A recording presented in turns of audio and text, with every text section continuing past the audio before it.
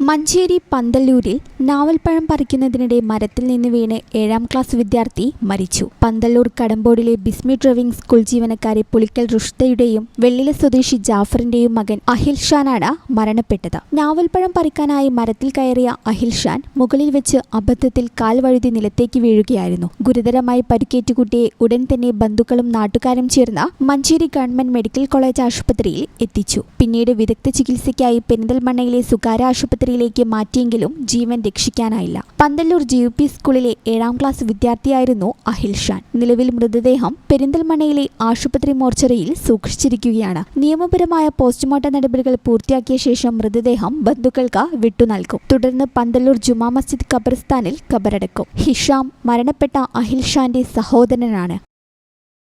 ഈ channel news Malappuram.